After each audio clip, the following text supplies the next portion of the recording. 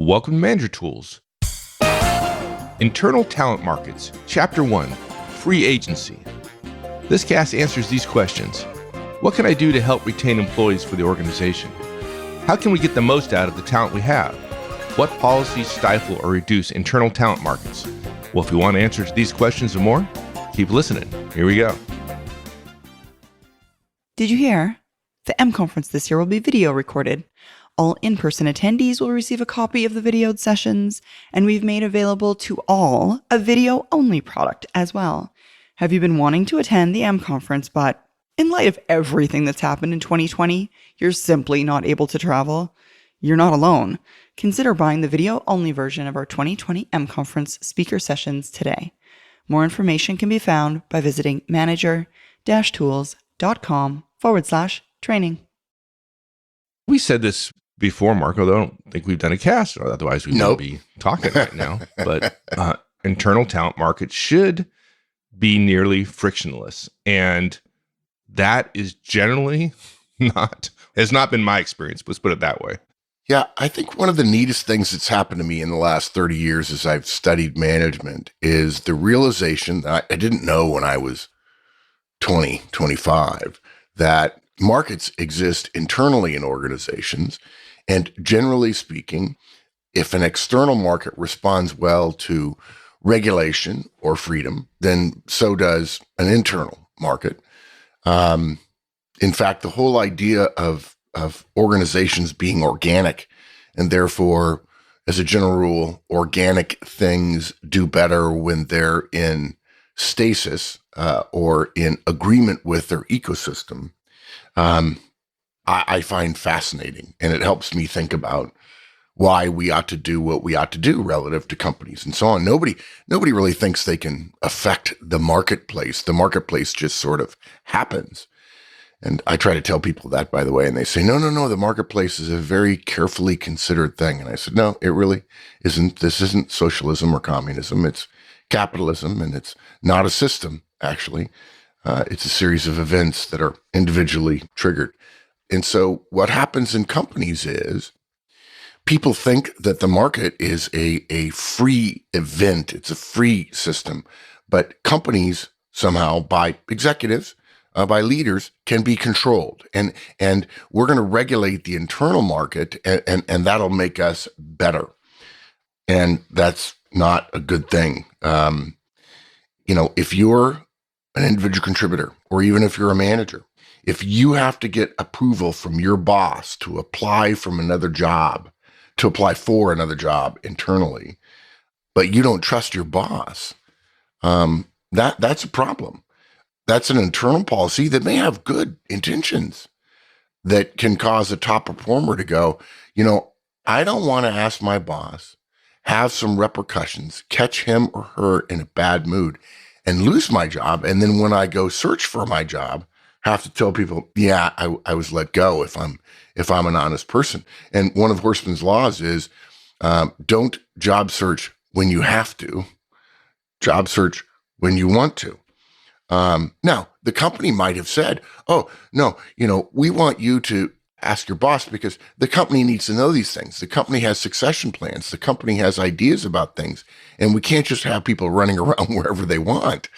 But a well-intentioned policy ends up having regrettable consequences all too often. It's funny what organizations do. I remember I've shared this story with you before, probably never on the cast, but a long time ago, I was working for a very large Fortune 10 company.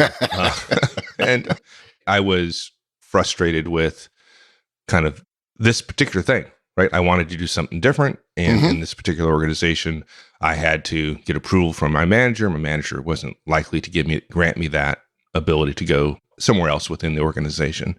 And then compounded by the fact, I only found out after I had left, after I resigned and went to work for another company, which I loved, by the way. Only then did I find out that I was on this high potential list. Yeah. Right. It's what? Well, and I asked my manager afterwards, we remained friends. I wasn't unfriendly with him. We remained friends. Right. And he said, well, I wasn't allowed to tell you. It's like, why would you not tell me that? Oh my. Right. And at the time, like, I thought I was going to be the next CEO, right? I was like, I had lots of goals and objectives. Mike, I got to tell you, you've not told me that story. I have not. And Okay. that's the first time I've ever heard. Now it's just a hole in my learning. Maybe that happens all the time, but I've never heard of a company saying somebody's going to be on the hypo list and then you're forbidden from telling them. I was shocked. I don't That's know all that kinds it of wouldn't wrong. I'm not sure it would have changed my mind. No, yeah, But, sure. But yeah. it would have been a factor because one of my frustrations was I only got promoted once a year. So folks, if you don't know, I'm an idiot. I only got promoted once a year. If you're wondering what that means is wanting to get promoted faster than once a year is probably a bridge too far. If you're a 22 or 23-year-old and said, why is he upset? Well, because getting promoted once a year is pretty darn good. Yeah, and you might be sitting there going, no, I really think I've got a lot to offer. They need to get me in a position where I can do something. Yeah, dream on, brother. It's probably not going to happen. I mean, there's 10,000, 20,000, 30,000 people in your company, and you're one. And certainly growth helps. And to be clear, guys, I joked I was stupid. Or no, I think I said I was an idiot. To be honest, I was promoted faster than I should have been. Frankly, there were some holes and gaps in my understanding as a manager when I got to that point as a function of not spending time and sometimes learning anything. And management is no exception. It could be learning to play golf. Do you play golf or you golf? You always correct me on that one.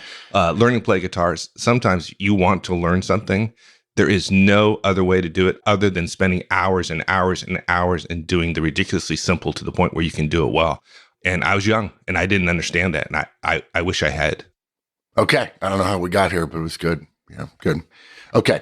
So let's talk about internal talent markets. I've got 5 points we want to share. First of all, this is about free agency. So the first thing you're going to do with all of your people, regardless of internal market rules, is communicate to your directs that they are free agents fairly quickly once they come to work for you. You've also got to educate them on your organization's policies and procedures and so on. So you'll have to do a little work to understand what that is, because the vast majority, particularly individual contributors, have no idea. And to be fair, it's not hard. You can just add it to your onboarding process if you want. You definitely want to communicate, if you follow our guidance, your 150% rule. You also want to communicate your transition process so that people don't just think they can bail on you.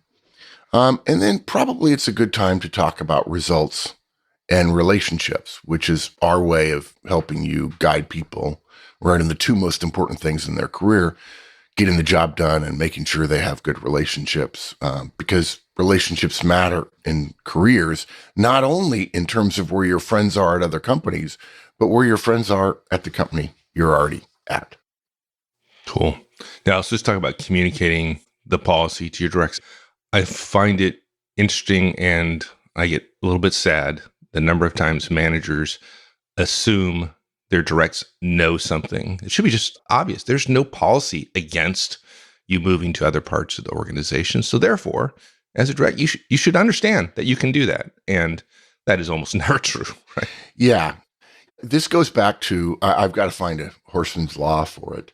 By the way, for those of you who are listening, if we're recording this in June of 2020, and we've done a fairly comprehensive sweep of all of the nearly 2 million words in our show notes. And I think we have close to 30 or 40 more Horseman's Laws. They're not the core 8, but they're ones with their own titles, like Horseman's Law of Overgeneralization. Never create a policy to correct the mistakes of one person.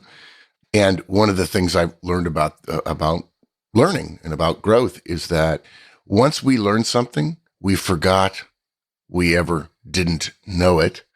And so at some point, from becoming an individual contributor or manager or senior manager, you realize, oh, there are policies here. And you forget that you didn't know that when you first started at the organization. And so it's way better to help your people understand. And this is a particularly good thing for those of your people who are well aligned with the company and want to have a career there and want to get promoted. The more they know, the better off they're going to be, the less likely they are to step on landmines. So rather than simply assuming that your organization's policy is well known, you should tell your people. But in addition, rather than assuming that your organization's policy can limit you, that you should just fall in line with whatever your organization's policy is, we suggest you have an opportunity to think differently. Even if, guys, your organization doesn't require approval or even notification, don't assume that means your people feel that they can make moves without your approval, formal or informal. If they came from a place that was fairly locked down, that had a fairly restricted internal talent market, then by gosh, they probably assume that's true for you. And for all you know, they got burned. Hey, why did they leave their other company? So think of it this way. Imagine one of your better performing directs having an interest in an internal transfer. I mean, just look at all the ways this could go wrong. She knows the manager over in the area she wants to go to. She's pretty sure she has the right skills for him. Now remember, she's one of your top performers. It's in an area she wants to move towards career-wise. So it's starting to line up to look like a pretty good consideration here. From a disinterested person's perspective, if the manager over there wants to hire her, the move of her to over there probably increases the organization's chances of retaining her. And for those of you who don't know, I say this all the time at conferences. I actually said it a couple of days ago in Silicon Valley. Your retention score, guys, does not just mean keeping people on your team. It means keeping them in the company. If one of your people leaves to go to another company, that's not a retention ding for you. It's only a retention ding when they quit or go to another company or when they get fired.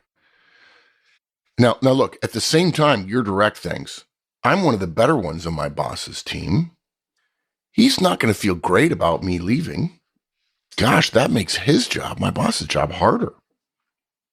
Going further, regardless of what your company policies are, your effective direct may feel an obligation of loyalty to you.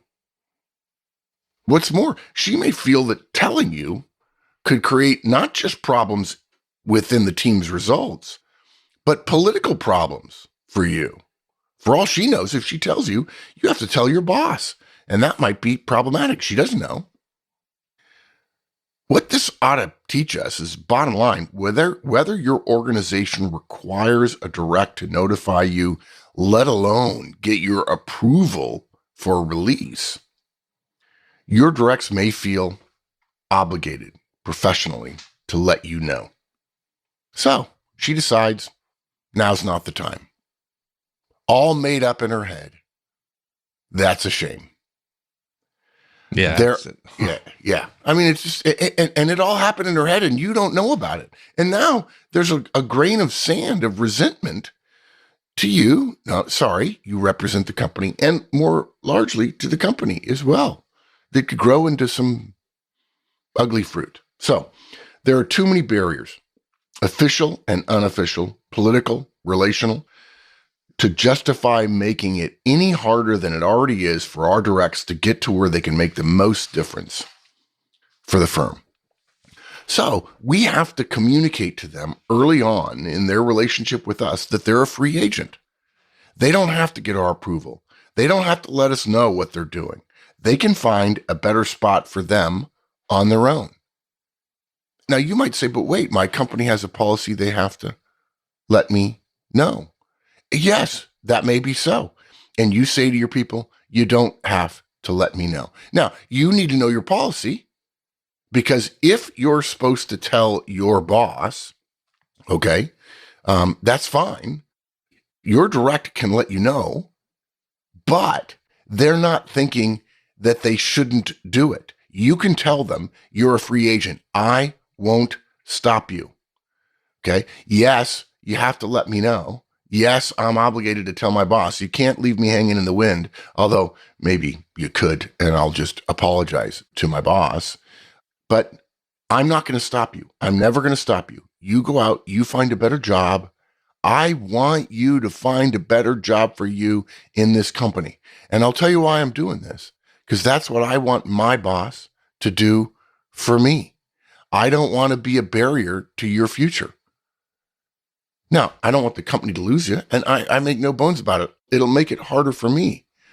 But if every time somebody thinks about moving, the boss says, oh, that'll make it harder for me, nobody ever moves anywhere. And then suddenly we get hidebound, we get calcified, we get arthritic, we get necrotic, and we end up working against ourselves. And look, telling your people that they're free agents and they don't need your approval isn't a big responsibility. This doesn't take a lot of time.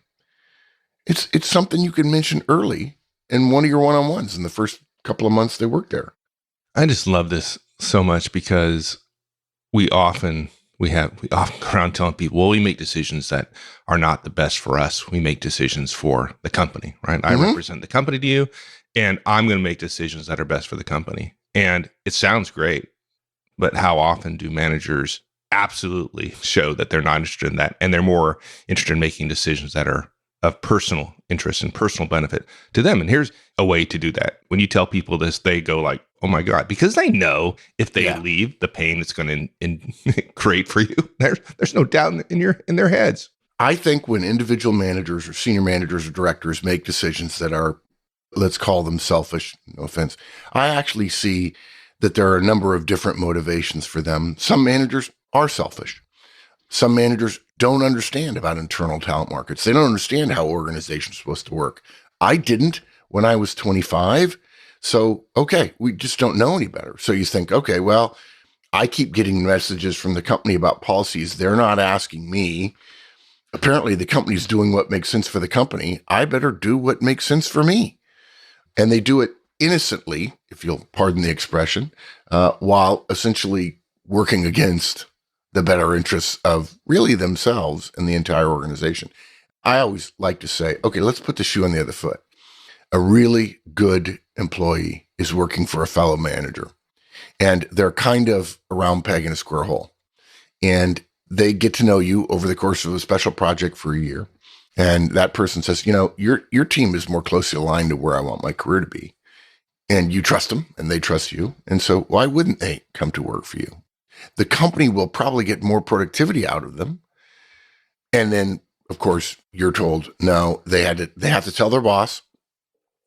And the boss says, no.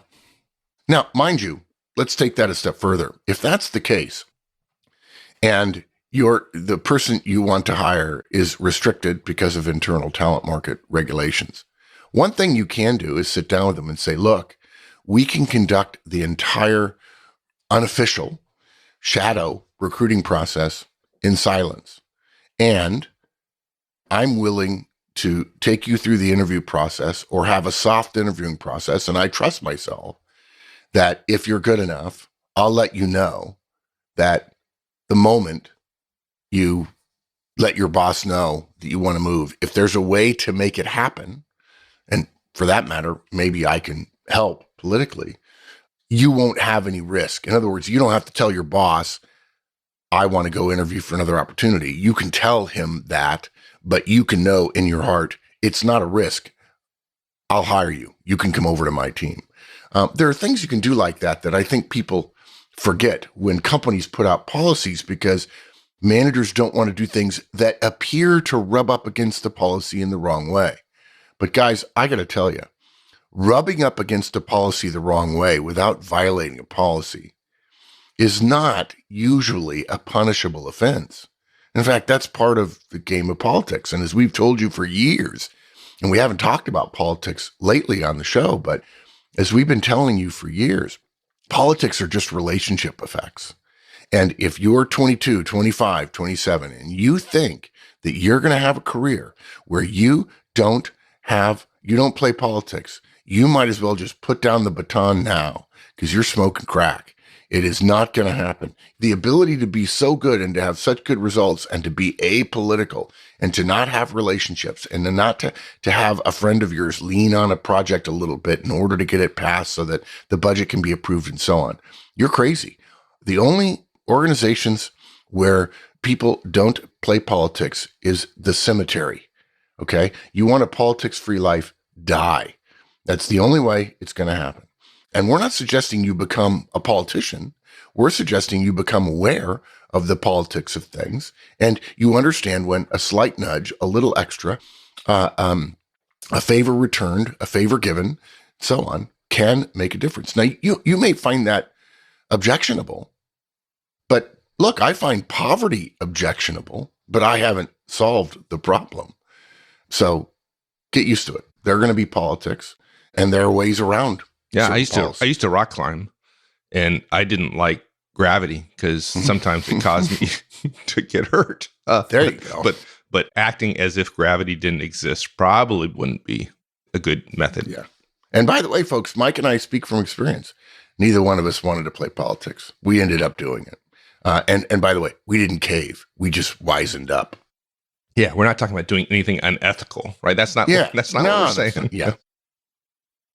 Okay. So look, a lot of people like it when we give a little bit of, here's what I would say. So here's what you might say to your direct regarding your policy and how you'll be implementing the corporate policies on talent markets. You could say this. Hey, look, I want you to know that working for me means you're a free agent all the time.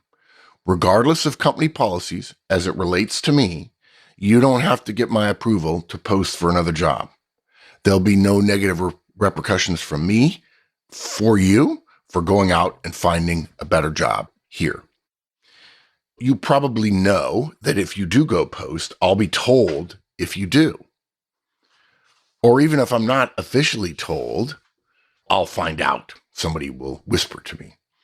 If you don't know it, let me just tell you, there are no secrets, okay? But I won't be a barrier, okay? Just because you don't tell me, if you then go interview and I find out, I'm not going to then pinch you because of what you did. I'm telling you, you're free to do it. I don't want you to see me as friction between you and your career. Don't worry about me finding out after you've already started. I'm not going to go back on my word, okay? This is true whether you're my best performer or whether you're my worst performer.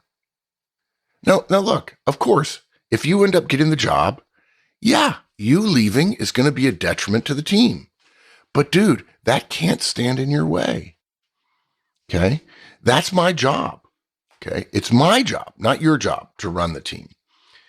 Is it possible the organization will communicate something to the hiring manager if you're too important here on my team? It's possible. It happens, but it won't be my doing. I won't privately ask somebody to do that to the other boss. Now, look, it would certainly help me to have as much advance notice as possible. You can tell me so I can prepare. I'm not telling you you're a free agent, so keep it to yourself. But again, that's not going to create a problem for us. The first thing I'm going to do when you tell me is to wish you well. Okay? I'll provide whatever reference I can internally.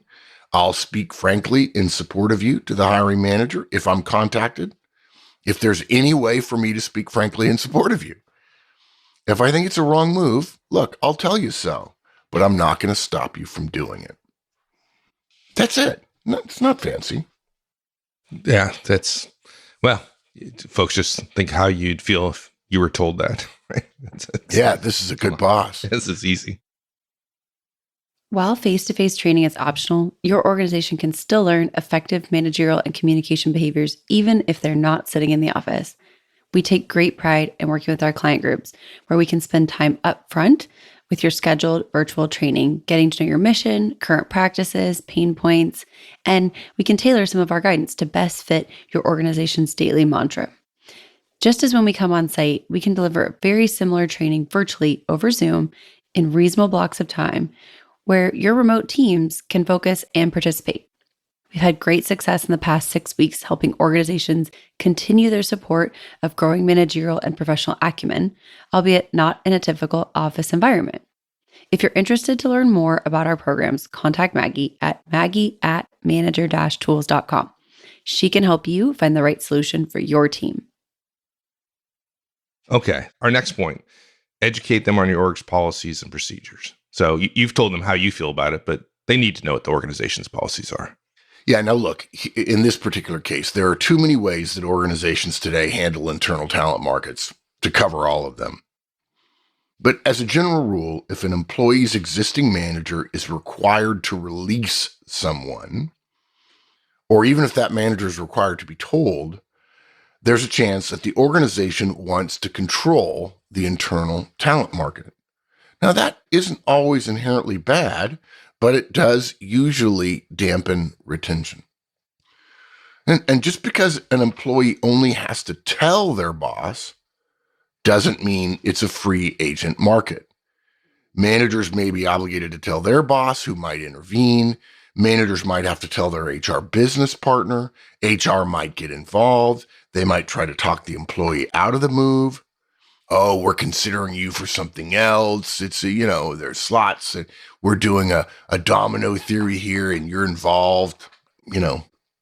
I don't believe those things anymore. I used to, but I don't. And yes, there are some places where HR thinks that they are in control of a giant internal talent market chessboard, and they get to make all the moves.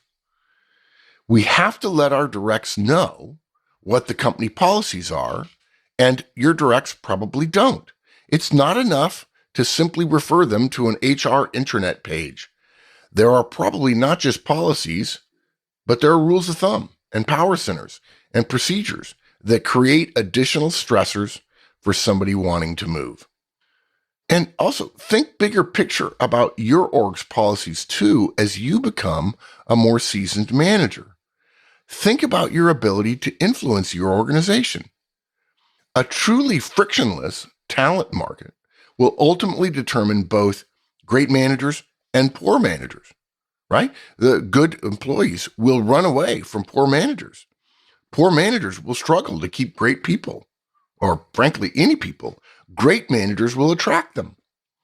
If a poor manager is in an area where the goals are achievable and they lock down their people, they can actually get rewarded by being a poor manager and not allowing their people to leave. That's where a friction-filled talent market is a problem. It may be not a problem for that manager, but that's a case of sub-optimization. You've optimized the manager at the expense of sub-optimizing the entire organization. Now, look, you don't have to do this at the same time you tell them they're free agents. You can ask them to research what the policies and procedures are in a few months. Ask them to brief you after they learn about them. It's possible they've changed and nobody communicated it to you. It's good for you to know that. Better than you having to check policies every 90 or 180 days in order to make sure you're on top of things. And you may have to go to your boss and say, hey, I don't know. What are the official and unofficial rules about this? So that you can tell your direct. Now, here's another situation that comes up occasionally. It's come up for me, actually, where I had a direct who was looking for a promotion. Right? Mm-hmm. They want a promotion. And frankly, they weren't ready. I had some standards about what it took to be a manager.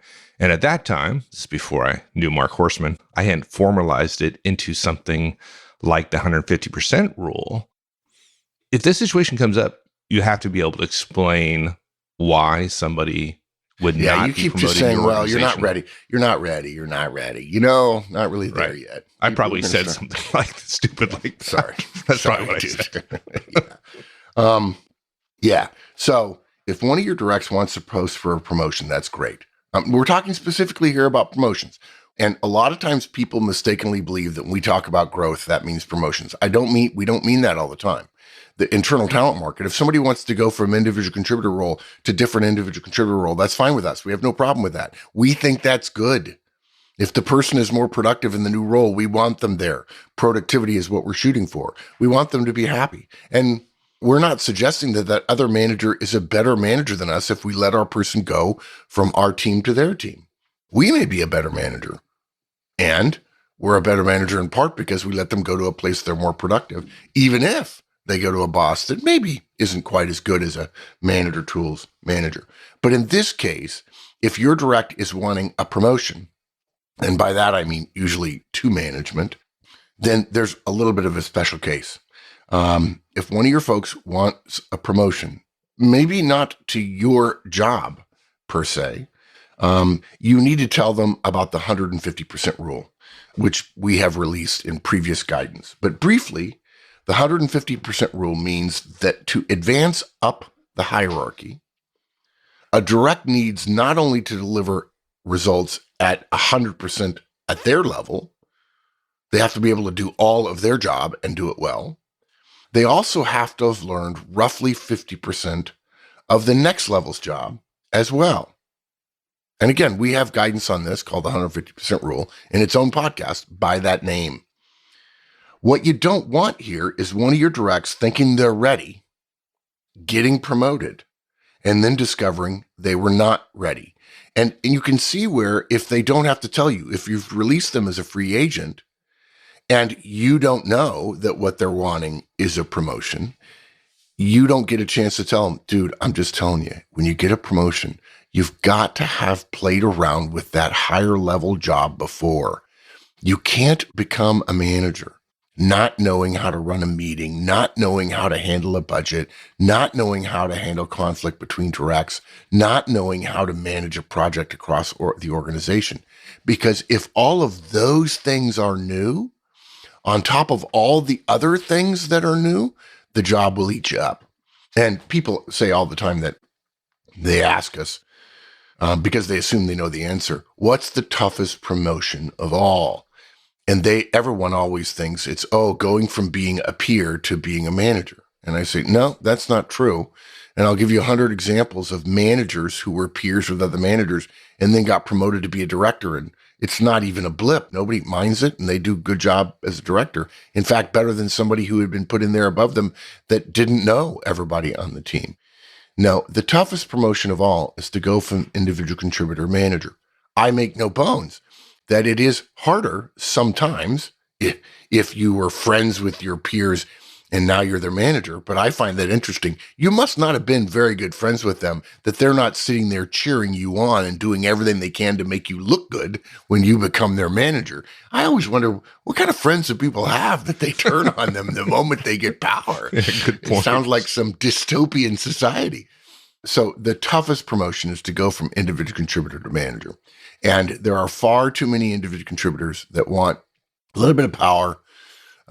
They like the idea that, they'll have a chance to influence other people. And they have no idea that there are some parts of the job that are fairly tactical, fairly regulated. Not regulated, it's not the right word, but they're known behaviors and they don't know how to do them. And the moment they get promoted, everything's new. And if one of your people gets promoted to another part of the organization to become a manager, and you stand by, which in part you may be doing because of the free agency, and then they fail, that tarnishes your reputation, whether you like to admit it or not. Yeah, absolutely. It's a dangerous time in their career, and you want to do everything you can to help prepare them for a promotion. So they need to know your 150 rule. Yeah. And talking about preparing your direct for a promotion, I think a lot of times, particularly frontline employees, they're thinking about their next job. They're excited about, their next job. And they often don't think about, nor do many of them have experience with, what a professional has to do when transitioning to a new job. And you need to educate them on that. Yeah. Someone needs to teach them that part of their transition includes leaving where you are, in this case for you guys, working for you, leaving where you are in a professional way.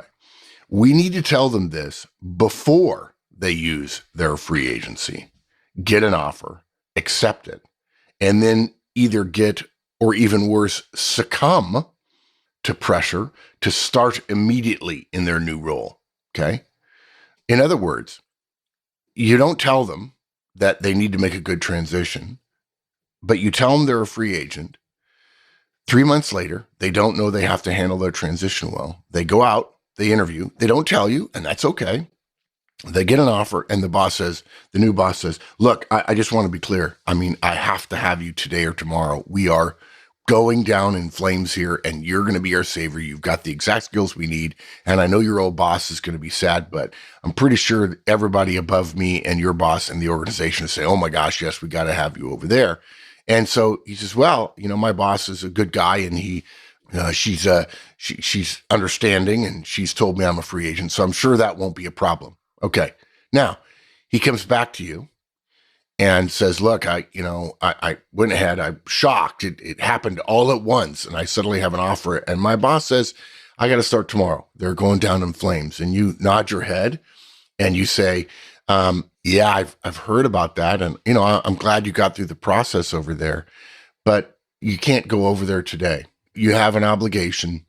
There's work that needs to be done here. You can't simply leave. It would be unprofessional.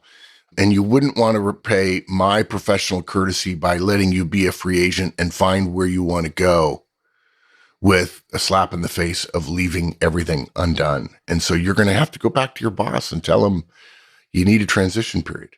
Now, of course, your person goes back to the boss, and now there's tension. Now there's conflict.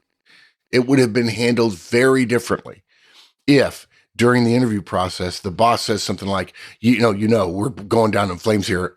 You're going to be our savior. I need you to start on day one. And your person says, listen, I'm sorry. I work for a great boss. He told me I had free agency. He supports my move. He wants me to find the right place to go. And he's also made clear, and it makes total sense to me, I have to leave in a professional way. And that's going to take a week or two. And I'm sorry. All I can tell you is, what if I hadn't found out about your opening for another week or two? So no, if this works out, I'll be happy to accept. But that acceptance comes with a professional transition period for my old boss. Right. And do we have any guidance on that? That'd probably be useful guidance. We do. There's a podcast called How to Resign. Can you answer that as if I didn't know? Yeah. Now, How to Resign has some stuff in it that's not. It's about leaving the company, but you can leave that stuff out. This is just a shortened version of how to leave a job that you're in. And there's stuff you need to do in advance. By the way, it's the professional equivalent in some ways of Marie Kondo's guidance about the wonderful joy or whatever it is of cleaning up, of tidying up. And your smartest directs will know they shouldn't be a whirlwind at work, making all kinds of stuff happen, but then making a terrible mess. You should be an outstanding success at work while keeping things neat and straight and organized, so that when you do leave, it's a fairly straightforward process to do some transition briefings to bring people up to date. And the more squared away you are day to day, the easier it is to make a transition. Amen, brother. That's yeah. And that applies around the house too. You youngsters, maybe still living at home. Not that I have any experience with this at all. Okay. Another thing, we need to remind these folks about results and relationships. It's important. They need to know that. Yeah. Look, at some point in your education of a new team member, make sure they understand that results, looking good, right, in terms of getting things done, are not enough alone to have a great career. It's what most people focus on, and rightly so. But an internal career in an organization won't simply be magically propelled by great results alone. They have to build relationships in other parts of the organization. Those relationships will alert them to opportunities and good bosses and bad bosses. We've seen plenty of less experienced folks go get a great job or role or responsibilities, only to discover later why it's open, a terrible boss. And most bosses who are terrible can get away with faking it for an hour interview. Okay. And unfortunately, after 2 months, 3 months in the job, they won't be able to get out fast enough.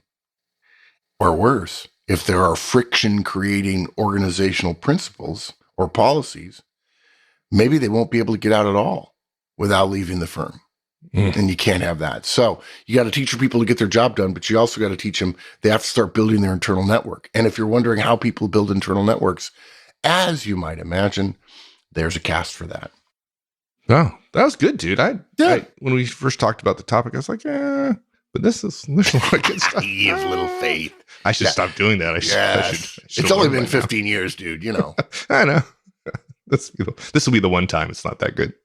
Speaking of 15 years, this podcast is coming out very near our 15th anniversary. Indeed. Our next podcast will be our 15th anniversary cast. Okay, so summarizing real quick, guys. Our roles as managers means we not only have to encourage and inspire our directs to results, we also have to retain them. Retention doesn't necessarily only mean keeping them on our team. It means keeping them as part of the organization. And one important way to retain talent is to do what we can to make our internal talent market as frictionless as possible.